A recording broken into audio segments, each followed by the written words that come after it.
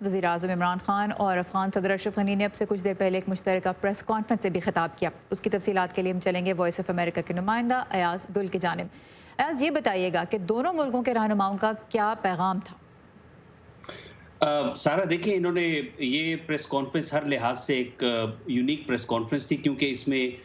دونوں رہنماؤں نے، صدر اشرف غنی اور عمران خان نے یہ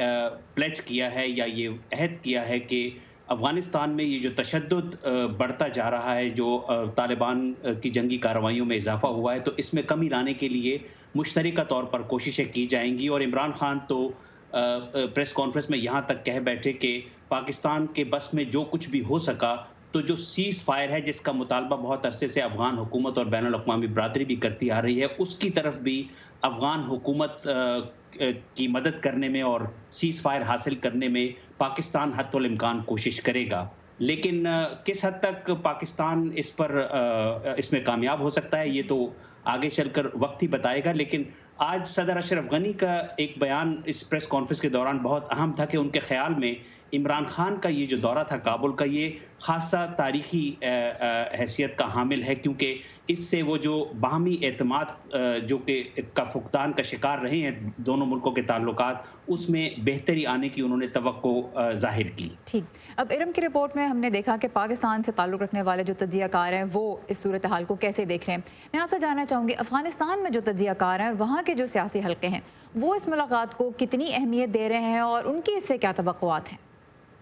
دیکھیں، افغانستان میں تو یہ عمومی طور پر یہ یقین باور کیا جاتا ہے کہ طالبان کی جو بھی کارروائیاں افغانستان میں ہو رہی ہیں وہ پاکستان کی سرزمین پر ان کے بقول جو پناہ گاہیں ہیں طالبان کی، اس کو استعمال کر کے کی جا رہی ہیں. لیکن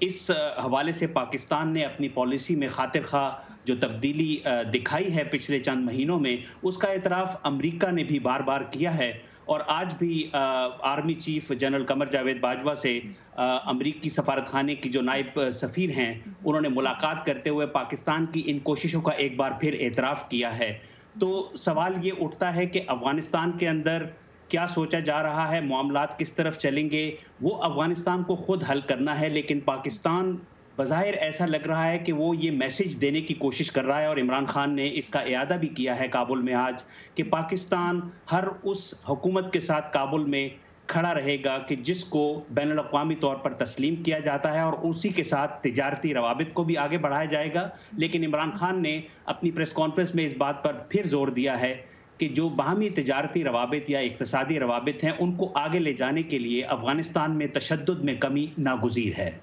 اور ایاز گل ہمارے ساتھ تھے اسلام آباد سے.